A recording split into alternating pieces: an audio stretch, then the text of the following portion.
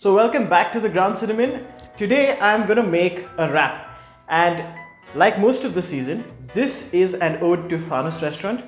Now Fanus makes a lot of wraps, but something that is within our reach is the chicken wrap. So I'm nowhere going to claim that this is an authentic, exact replica. This is my attempt to make it as close as possible, and let me tell you, I've been pretty damn successful. Now there are a few additions to this to get the feel right, to get the texture right, to get the flavors right, and I'm sure you guys are gonna love it. Let's get straight into it. So here I'm making some fresh ginger garlic paste. You're gonna need about a tablespoon and a half for this recipe, which is gonna use 400 grams of chicken. You could use chicken breast like I am. You could even use leg. Now if you use leg, the product is far superior. So the original product that I've seen uses chicken mince, which is deep fried. Now that mince is extremely fine, and no, they don't make it into koftas. It is deep fried mince. But here I'm going to leave it a little chunky to retain some texture, some character. Now this mince needs to be marinated, and the first thing we're going to do is add some acid. We're going to add juice of one whole lemon.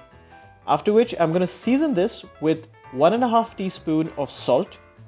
We're going to flavor this with the ginger garlic paste. This is a tablespoon and a half, and 1 teaspoon of pepper powder.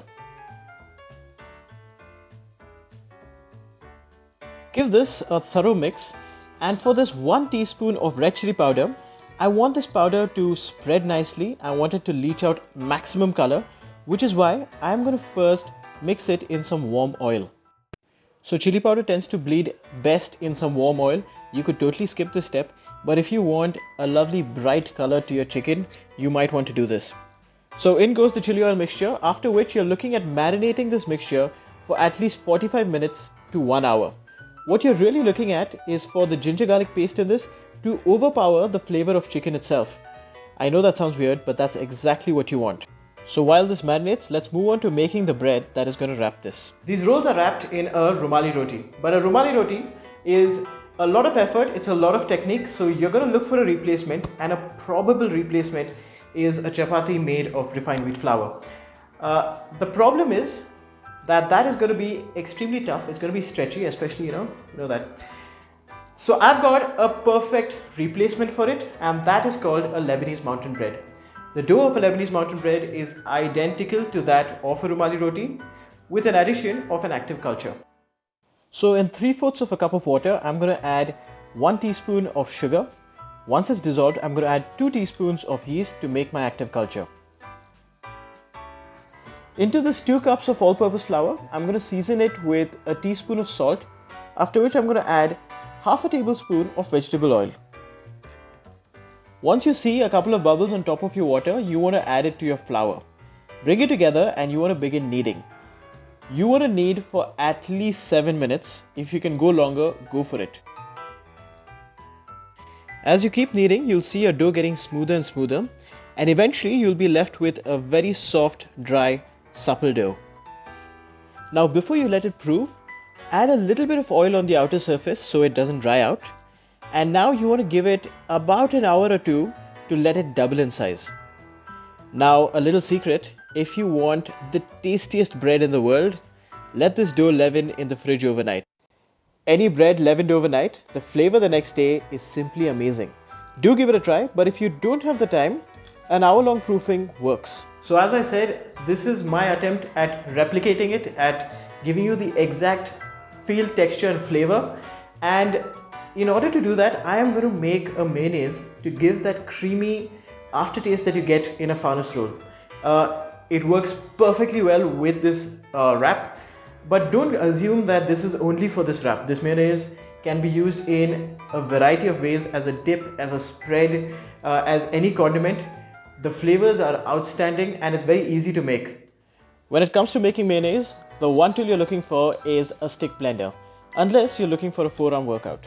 With that, you're going to need 1 small onion, 5 cloves of garlic, lemon of course, an egg. Remember, the egg has to be at room temperature, some coriander, a cup full of oil, and some salt and pepper to taste. So very quickly, I'm going to give the onion and garlic a rough chop. I'm doing this only so there's less pressure on the blender's blade later. Now, the ones who do not want to consume egg, remember you can replace the egg with 1/5 of a cup of milk. And the vegans can even try soy milk. So in goes the onion, garlic, and to help it blend, I'm going to give it a touch of oil. Once you blend it, you'll get a lovely smooth consistency. After which you want to add everything except the coriander for now. When it comes to the egg, you could add just the yolk, but really, why do you want to waste the egg white? Now, arguably, the most important part of a mayonnaise is the acid, and in this case, the lemon juice. You want to add the whole lemon. You can even stretch it out to about a lemon and a half. Now, before we blend, we want to chop up our coriander, and that is because immediately after the emulsification, we are going to add this coriander. If you don't chop it up, there is a possibility that the stalks of the coriander choke the blade of your blender.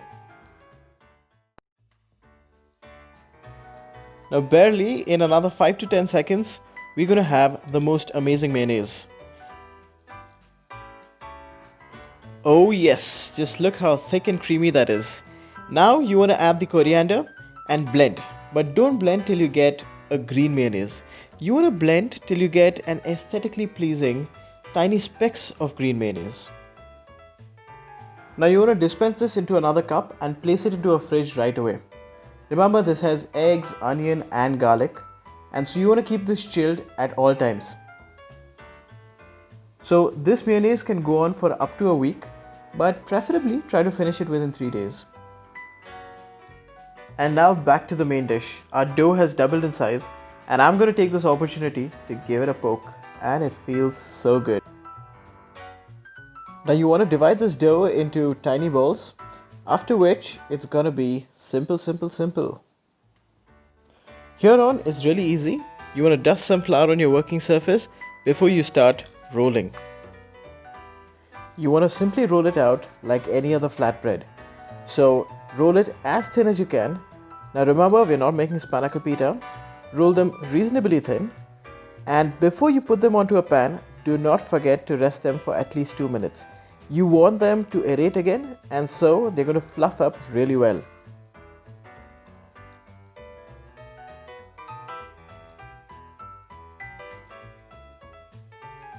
So you're not going to get much color when you cook these, so don't look for it.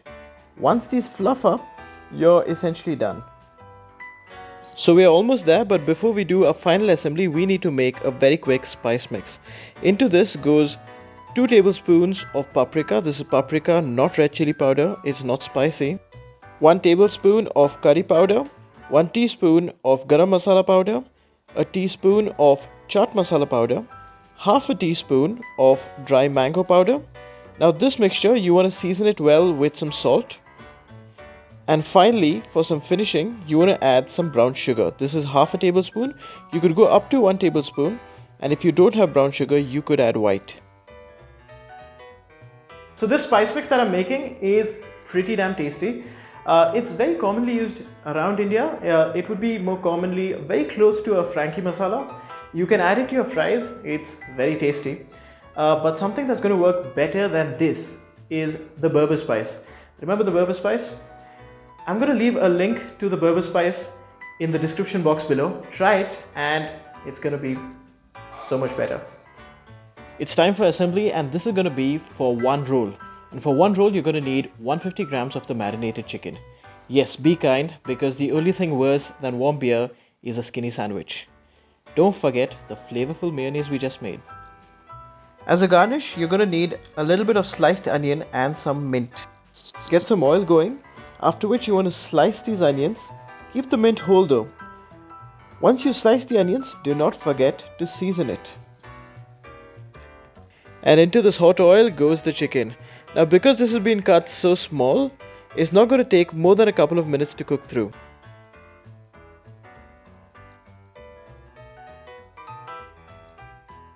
Once cooked, drain the excess oil and add the spice mix. We'll need some of that bread that we made. Oh, just look at that bread, it is so soft. I forgot to add that Once you're done cooking these breads, keep it into an airtight container so it remains soft forever.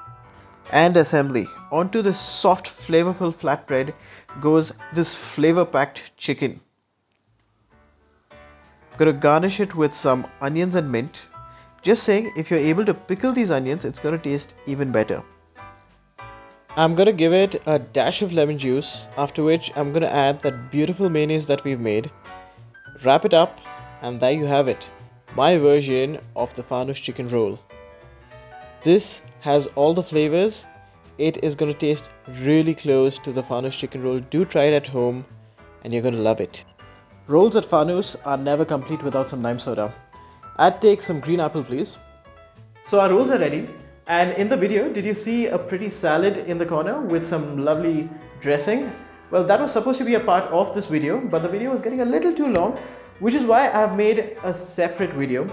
Do watch it. It has the best mint vinaigrette, and you can simply have it. It's so tasty, you can just simply have it. It's amazing. Now, coming back to the Farnoosh roll.